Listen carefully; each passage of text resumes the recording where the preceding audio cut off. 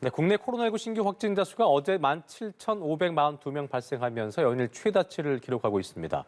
오늘부터는 전국의 선별진료소에서 신속 항원 검사가 시작되는 등 오미크론 대응 체계가 본격적으로 가동될 예정인데요. 자세한 내용을 김윤 서울대 의대 의료관리학과 교수와 함께 짚어보겠습니다. 어서 오십시오. 네, 안녕하십니까. 예, 먼저 새해 복 많이 받으시고요. 네. 자, 신규 확진자 수가 닷새 연속 최다 확진자를 기록했습니다. 우려스러운 건 이제 오늘부터 사실상 설 연휴가 시작이 됐다는 건데 설 연휴 기간에 오미크론 확진자가 대규모로 더 증가할 우려인 거죠. 네, 그렇습니다. 그 전에 앞서 저희가 먼저 현재 추이부터 오늘 이제 17,542명 나왔는데요. 추이부터 좀 짚어주시죠. 예. 예, 오미크론이 본격적으로 늘어나면서 코로나19 확진자 수는 아마 일주일에 한 2배 가량 늘어나는 속도로 계속 늘어나게 될 것 같습니다. 아, 어마어마한 거네요. 그럼요. 예. 지난주에 한 6천 명 일평균 확진자가 발생했는데 그랬었죠. 이번 주 평균이 12,000명이 좀 넘습니다. 예. 2배가 조금 넘게 늘어났고요. 예. 외국의 사례들을 봐도 대개 2배에서 3배 수준으로 매주 늘어나는 속도가 한 달간 정도 지속됐었습니다. 그래서 우리도 2월 말, 3월 초 정도까지 예. 매주 2배 정도 늘어나는 속도가 계속 될 거고 예. 그러면 2월 말, 3월 초에는 아마 10만 명이 넘는 일평균 확진자 수가 발생할 가능성이 높아 보입니다. 그렇군요. 지금 말씀하신 대로 2배라고 친다면 오늘부터 다음 주 수요일까지 이제 연휴인데다가 네. 다음 주말 이 시간대 됐을 때는 교수님 말씀하신 대로 평균 24,000명 정도. 그러면 네. 계산으로 치면 수요일 지나고 나면 연휴 네. 끝나고 나면 3만 명이 나올 수 있다는 얘기네요. 네. 근데 연휴 기간에 검사를 받는 사람들이 적으니까 좀 적죠, 연휴가 그렇죠. 지나고 나면 그때 검사를 못 받았던 분들이 검사를 받으면서 확진자가 폭증하는 현상이 나타납니다. 아, 그래서 네. 설 연휴 지난 2월 3일, 4일의 확진자 수는 아마 3만, 4만을 넘을 수도 있을 것 같습니다. 일시적으로. 네. 자, 그리고 이게 오미크론 대유행으로 인해서 오늘부터 전국의 보건소, 선별진료소에서 PCR 검사랑 신속 항원 검사를 병행할 예정이라고 하는데 네. 일단 2일까지의 검사 기준 그리고 설 연휴가 끝난 3일부터의 검사 기준이 좀 차이가 있더라고요. 네. 어떤 차이가 좀 있는 겁니까? 네. 지금은 이제 그 선별검사소에 가면 PCR 검사를 받을 수도 있고 예. 신속 항원 검사를 받을 수도 있는데 네. 설 연휴가 끝난 3일 이후부터는 고위험군이 아니면 신속 항원 검사를 받으셔야 됩니다. 그렇군요. 고위험군만 PCR 검사를 받으실 수 있는데요. 예. 고위험군은 이제 60대 이상이거나 역학조사에서 밀접 접촉자로 분류되신 분들 예. 또는 면역 저하자나 기저질환이 있어서 의사가 PCR 검사를 받아야 된다고 얘기를 했거나 요양병원, 교도소 또는 군 장병처럼 집단 감염의 위험이 높은 곳에 있는 분들, 근무하시는 분들, 그런 분들은 이제 고위험군에 속하게 됩니다. 기본적으로 그러니까 본인이 고위험군이라는 걸 판단을 좀 하고 있어야 되는 부분이네요. 예, 그렇습니다. 그렇죠? 알겠습니다. 자, 3월부터는요. 선별진료소 외에도 전국의 임시선별검사소도 그렇고 호흡기 전담 클리닉, 네. 동네 병원 약 1,000곳에서도 새로운 검사 체계가 도입될 예정인데 네. 호흡기 전담 클리닉에 방문을 해서 양성이 나왔을 경우 네. 해당 의료기관에서도 PCR 검사를 이제 받을 수 있는 거예요? 네, 그렇습니다. 거기서 예. 이제 양성이 나오면 추가적으로 이제 PCR 검사를 하기 위한 검체를 채취를 해서 예. 그 의료기관에서 이제 PCR 검사 기계를 갖고 있지 않은 경우가 대부분이니까 외부로 이제 PCR 검사를 보내게 되고 그 예. 결과를 통보받으실 수 있게 됩니다. 그렇군요. 자, 그리고 검사 방식 외에도 치료 체계에도 이제 변화가 생길 네, 것으로 그렇습니다. 보이는데 앞으로도 동네 병의원에서도 환자 치료에 참여를 좀 하게 되고 진단부터 원스톱 관리가 가능하게 한다는 게 이제 정부의 구상인 건데 네. 자, 예를 들자면 어떤 상황에서 동네 병원의 관리를 받게 될 수 있는 건지 시청자분들의 이해를 위해서 설명을 좀 자세히 해주시죠. 네. 예. 그러니까 지금은 이제 확진을 받으면 보건소에서 재택 치료로 관리를 하거나 아니면 코로나 입원 환자를 진료하는 전담병원 같은 곳에서 입원 치료를 하게 됩니다. 그렇죠. 예. 그런데 이제 지금부터는 재택 치료 플러스 외래 진료까지를 포함하는 호흡기 클리닉에서 일반 독감처럼 관리를 해준다는 겁니다. 예. 예. 그래서 증상이 별로 없으실 때는 이제 집에서 쉬고 약 먹으면서 지내시고 증상이 좀 나빠져서 내가 의사 진찰을 받아야겠다라고 생각하시면 동네에 있는 호흡기 클리닉에 가서 외래 진료를 받아보시는 거고요. 예. 거기서 이제 상태가 좀 안 좋다고 판단이 되면 입원이 가능한 의료기관으로 이제 연계를 해주는 겁니다. 그래서 그 이전에 코로나를 진료하던 체계가 일종의 비상 대응 체계라고 하면 오미크론은 워낙 확진자가 많아지고 경증이기 때문에 독감처럼 관리한다. 그 독감처럼 관리해 주는 곳이 동네 호흡기 클리닉이다. 이렇게 생각하시면 될 것 같습니다. 그렇군요. 그렇다면은 동네 병의원 같은 경우는 이제 그렇잖아요. 이제 오후 7시 이후에는 네. 외래 진료 시간이 좀 끝나게 되기 때문에 네.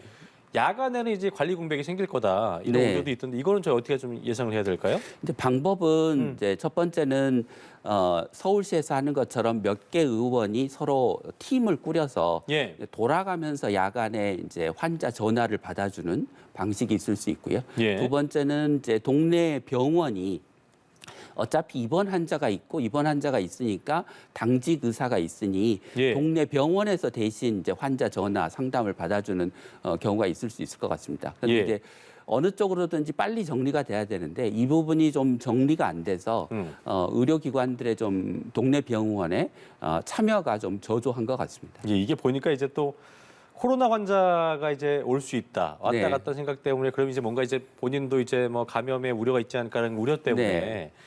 전국적으로 봤을 때 동네 병의원들의 어떤 참여가 좀 이제 지금은 이제 1,000곳 정도밖에 안 되기 때문에 좀 효율적 운영이 가능하겠냐 네. 이런 우려의 목소리가 나오는 건데 재택 치료자가 좀 늘어나게 되기 때문에 동네 병의원들의 어떤 참여가 더 절실한 상황이잖아요. 네. 뭐 어떻게 좀 늘리는 게 좀 관건일까요? 숫자를 늘리는 것도 중요한데 저는 좀 효율화하는 게 중요하다고 효율화. 네네. 예. 그러니까 지금 오미크론은 이제 워낙 경증 환자가 많기 때문에 예. 사실은 백신 접종을 한 고위험군이 아닌 경우는 그냥 독감이라고 생각을 하셔도 되는 예. 겁니다. 그런데 이제 고위험군이거나 백신 접종을 안 한 분들은 여전히 이게 이제 위험한 감염병이기 때문에 이 백신 접종을 하신 고위험군이 아닌 분들은 굳이 지금처럼 매번 하루에 2번씩 전화해서 건강 상태 모니터링하고 이렇게 할 거 없이 예.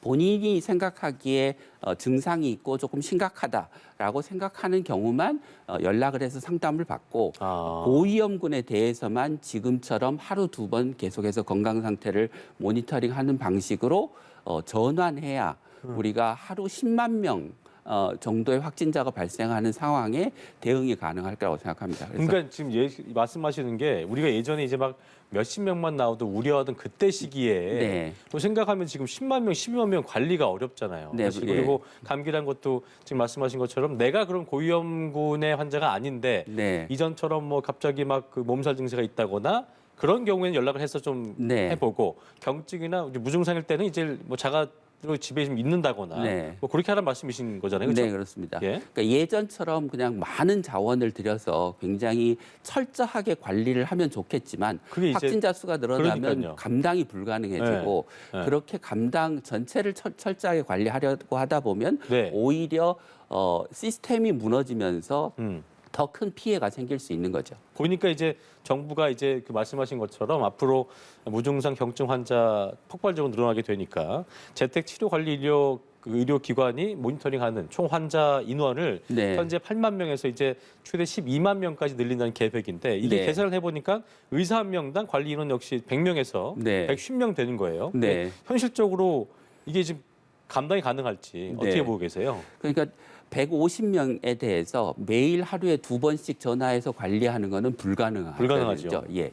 그러니까 그 중에 한 80%는 백신 접종을 했거나 예. 고위험군이 아니기 때문에 상태가 나빠질 때만 전화를 하시라고 안내를 드리고 네. 나머지 20%의 고위험군만 지금처럼 하루 2번 전화해서 건강 상태 체크하고 상태 변화가 있는 경우 즉각적으로 대응을 하는 방식으로 효율화를 해야 된다는 겁니다. 그렇군요. 네.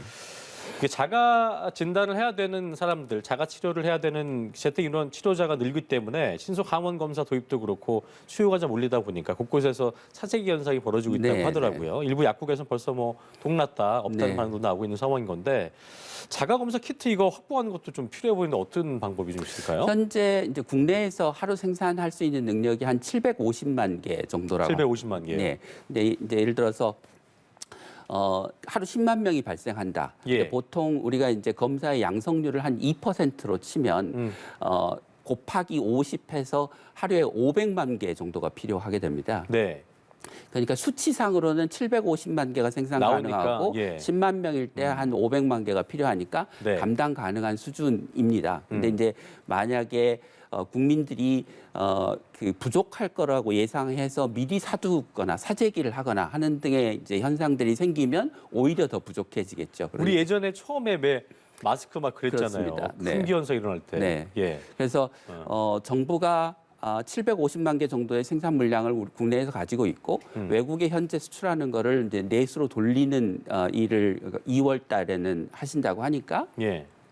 아마 1월, 2월에 대규모로 감염이 발생하더라도 신속항원 검사, 자가검사 키트가 부족해지는 일은 없을 거라고 예상을 합니다. 그래서 네. 예, 국민들이 너무 불안해하지 마시고 사재기하지 않으시면 품귀 현상도 없을 거라고 생각합니다. 지금 교수님 말씀 그 말씀.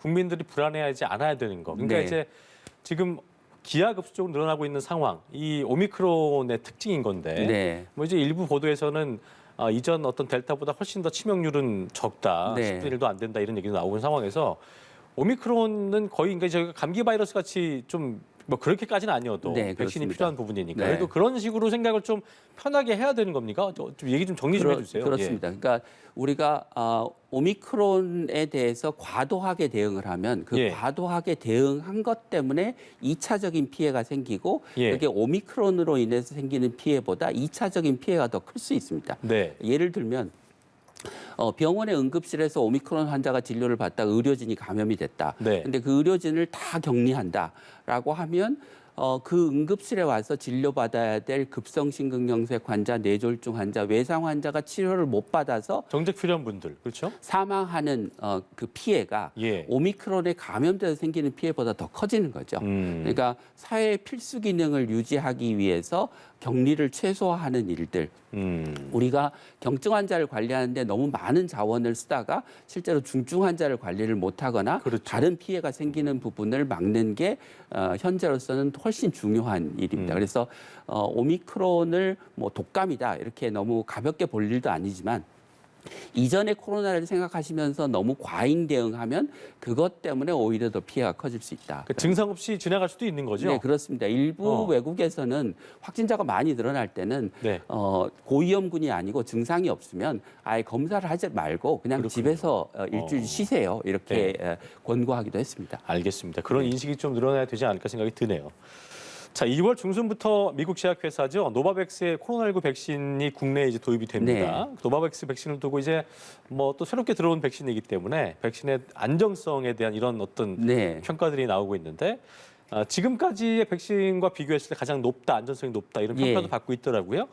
교수님께서 보실 때 노바백스의 특징 좀 짚어볼까요? 노바백스는 이제 합성 항원 백신이라고 해서 그 코로나 바이러스의 스파이크 단백질을 몸 안에 넣어주는 방식입니다. 근데 이게 전통적으로 우리가 그 독감 백신이나 뭐 B형 간염 백신이나 이런 것들을 만들던 방식 전통적인 방식입니다. 그래서 방식 자체가 안전하다. 우리가 이전 독감 백신들과 비슷한 거군요. 네, 그렇습니다. mRNA가 방식이 아니고. 그래서 이제 그 mRNA 백신을 1, 2차 접종을 하시면서 뭐 이상 반응 때문에 고생을 하신 분들 같은 경우 노바백스를 추가 접종하면 훨씬 더 상대적으로 부작용이나 이상 반응이 적을 걸로 예상이 됩니다. 그렇군요. 그래서 지금 이전 백신 접종에서 고생을 하셔서 추가 접종을 망설이고 계신 분들 같은 경우 노바백스를 대안으로 선택하실 수 있을 것 같습니다. 어쨌든 우선은 미접종한 고위험군에 우선 사용된다고 하던데 그 이유는 이제 말씀하신 것처럼 안전성이 좀 높기 때문에 이렇게 좀 볼 수 있을까요? 그렇습니다. 그렇군요. 자, 어쨌든 그 말씀하신 대로 1, 2차에서 화이자나 모더나 맞고 좀 부작용 때문에 우려하시거나 백신의 안전성에 대해 의문을 품으시는 분들은 훨씬 더 안전성 면에선 좀 기대를 해도 된다. 예, 그렇습니다. 정리를 해도 될까요? 네네. 예, 네. 알겠습니다. 자, 오미크론이 본격 확산을 하면서 해외 유입 환자도 진짜 뭐 급증을 했잖아요. 4일부터 격리 기간이 10일에서 7일로 단축이 되는 건데 네. 국내 확진자의 어떤 밀접 접촉자 격리 기간 변동에 관한 연동한 조치인 거잖아요. 네. 해외 유입으로 인한 확산 우려는 저희가 지금까지 어떻게 좀 앞으로 예상을 해볼 수 있을까요?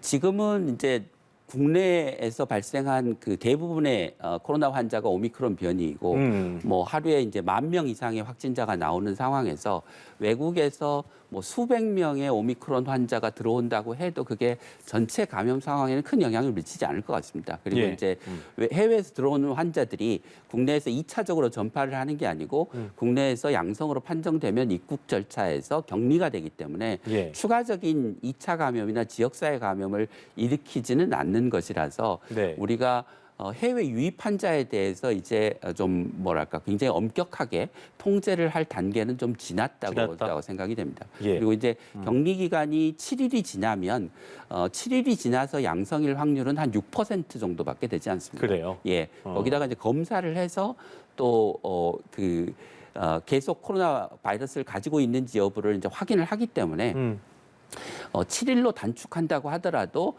확진 검사를 통해서 격리 해제 여부를 결정하면 해외에서 유입한 환자들이 2차적인 지역사회 감염을 일으킬 가능성은 극히 낮다고 보셔도 될 것 그리고 같습니다. 격리 기간 이거 7일 되는 거 지금 네. 말씀하신 대로 이제 일단은 확진되면 격리해야 되는 상황인데 네. 12만 명 넘게 늘고 그 기하급수적으로 늘 경우에는 네. 이게 격리 기간 때문에 경제 활동, 경기 네. 활동이 되게 또 위축될 수 있는 부분이어서 네. 이것도 경증이나 무증상 환자 좀 줄이거나 뭐 이런 어떤 대책들이 논의될 것 같은데 어떻게 좀 보고 계신지. 예, 끝으로 그렇게 한 될 말씀 것 듣겠습니다. 같습니다. 그러니까 네. 외국 같은 경우는 이제 초기에 뭐 10일 격리를 하다가 7일 격리를 하다가 다시 확진자가 늘어나면 이제 5일 격리 기간을 단축했는데요. 예. 이게 이제 뭐 의료기관, 소방, 경찰, 뭐 물류 이런 그 소위 사회 필수 부분에서 감염자가 늘어나고 격리자가 늘어나면서 그런 필수 기능이 마비될 가능성이 높아지면 예. 외국도 격리 기간을 단축해 왔기 때문에 우리도 확진자 수의 증가 추이를 봐가면서 사회 필수 기능이 뭐 저해되거나 중단될 위험에 처한다고 생각하면 네. 격리 기간을 단축하는 조치를 신속하게 취할 필요가 있어 보입니다. 그래서 알겠습니다. 굉장히 탄력적으로 대응을 해 나가는 게 맞아요. 향후 한 달간의 네네네. 방역의 핵심이 될 것 같습니다. 알겠습니다. 지금까지 김윤 서울대 의대 의료관리학과 교수와 함께 코로나19 상황 자세히 짚어봤습니다. 오늘 말씀 고맙습니다.